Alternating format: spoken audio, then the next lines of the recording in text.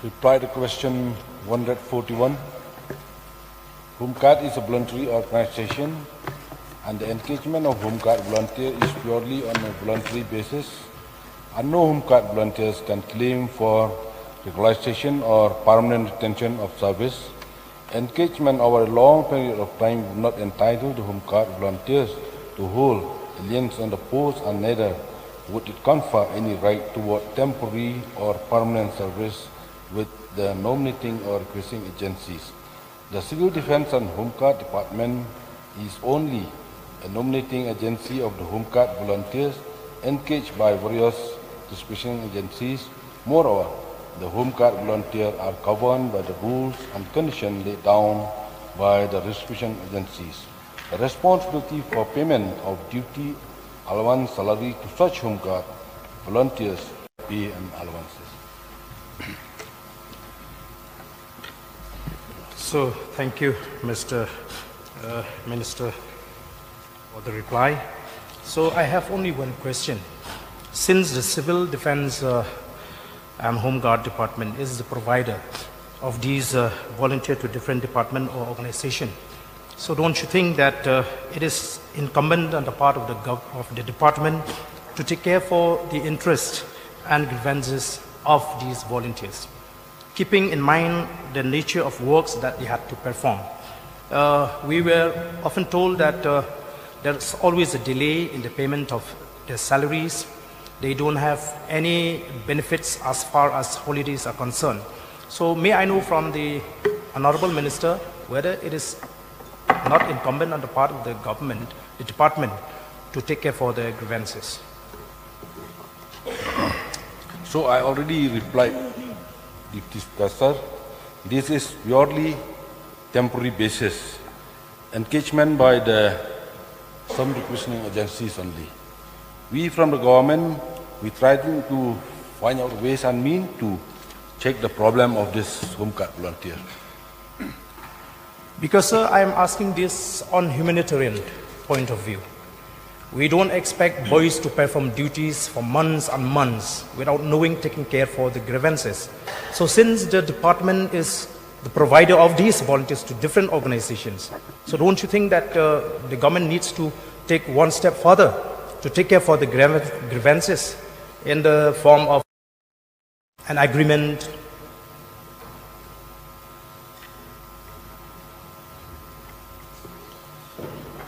It's very difficult for me to answer this because as per the Supreme Court ruling also, I just want to read one Supreme Court ruling. Some of the HOMEGUARD Welfare Association, they filed the case in the Supreme Court. It is also pertinent to the state that the civil appeal number 2759 of 2015 arising out of as well as bracket C number 12,858 2009 that this Krak Rakshak HOMEGUARD Welfare Association filed a case against the state of Himachal Pradesh and order. The court made observation that no relief can be granted to the appellant either regularization or service of grant of regular appointment. Hence, no interference is called for against the judgment passed by the Himachal Pradesh, Punjab and Delhi High Court. Mr. Deputy Speaker, sir, I'll just supplement to the reply given by the Honourable Minister. Sir, the concerns of the Honourable Member are genuine, and obviously, sir, as a government, we also are concerned about everybody who obviously, sir, works with us and for us, sir.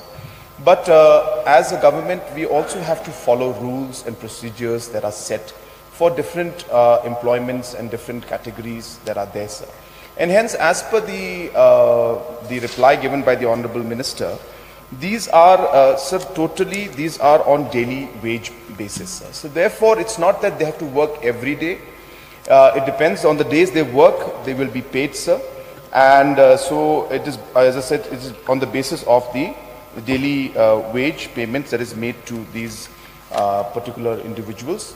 And obviously, if somebody is not in a position to work, then they will not be forced to work. But of course, the payment also then will not be made, sir. So therefore, it is up to the individual to work, sir, and not to work. Yeah, Charles. Sir, reply to the Honourable Minister, he said that the Home Guards are deployed as per the requirement of the requisitioning agencies.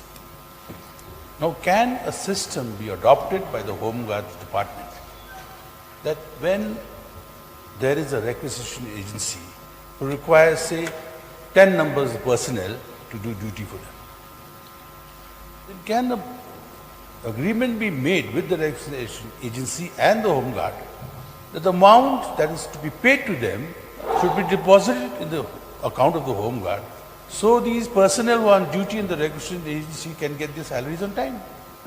That is the question. What is happening today, sir, with the contract basis? You see a lot of contract companies coming up. Now they have their own security system. We have many in Shillong also. Anybody requisitioning personnel from them have to deposit the funds first.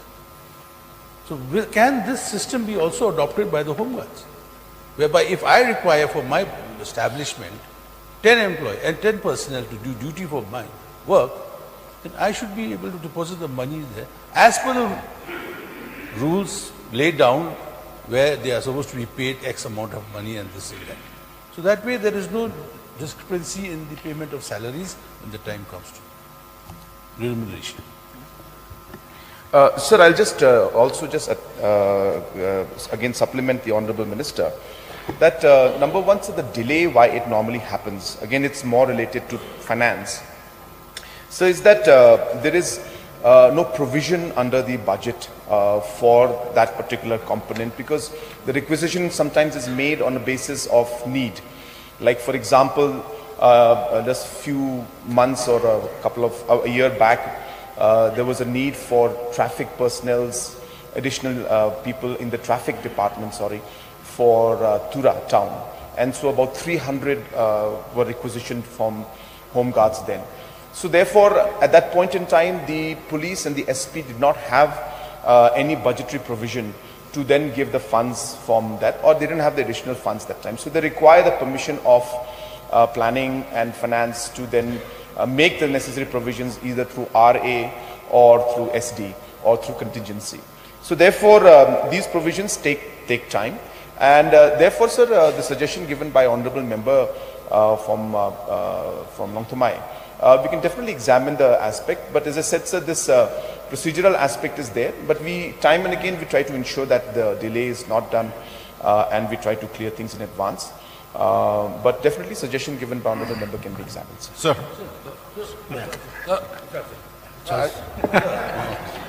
Sir, I thank the Honourable Chief Minister for his reply.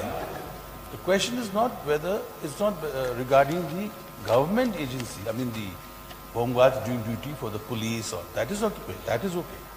That we know the Home Guards will department will cover. I'm talking with the requisition agencies who are not the government, like the power grid, By like private NIPCO. agency. By private agency. Private agency, that's right. Whether they are not doing that, sir, they are not paying in time. They are carrying these private agencies and all, they pay regularly for the Home Guard volunteers.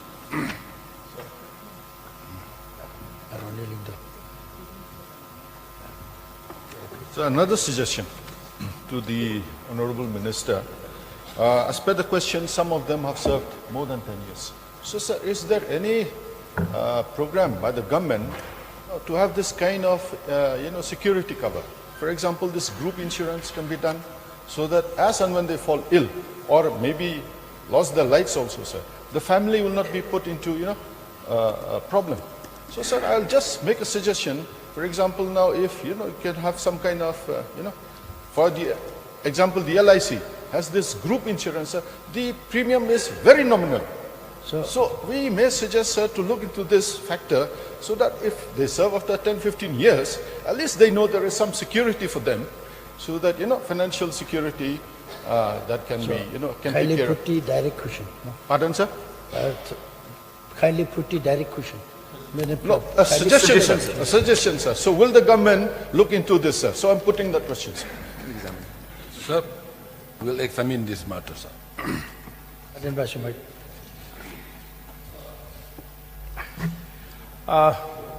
So I beg to differ with what the Honorable Chief Minister has said, that the engagement of these home guards, not all of them are deployed on a daily basis, like NAGRIMS, MECCL. So these are the agency which fail to pay to these home guards in time, and which is why I'm asking this question, whether the government can take up this matter. Maybe since they don't have any facilities, as you've said, it is not a daily basis. So that is my clarifications. So we'll take up with these agencies, we'll speak to them and see what can be done, sir. Albert, you want to put any of that? Yes, sir. I don't want to participate because I've seen my question will not be able to come out. Sir, okay, let me come straight to the point. Since we are discussing about the private agency, now let me come straight to the government. Why there are some disparity among the employee who had been deployed as a traffic personnel. You see these traffic, from the Home Guard, they had extended very positive work, I could say, because at this very point of time, the traffic congestion is very So what is your question? Yes, I'll come. So that will make it easy for the Minister concerned to answer my question. So I would like to put a question to Honorable Minister, whether these employees which had been deployed in a police traffic personnel, they also are been facing the problem. They never got a regular salary as well their facilities. Is it true, sir, with that? Sir, Deputy Speaker, sir, this is not true. We trying to pay them regularly. We will take up with the police traffic also if such a payment is delayed. As of now, I think all the allowances and all the salaries paying regularly. Are you sure, 100%? Yes, sure.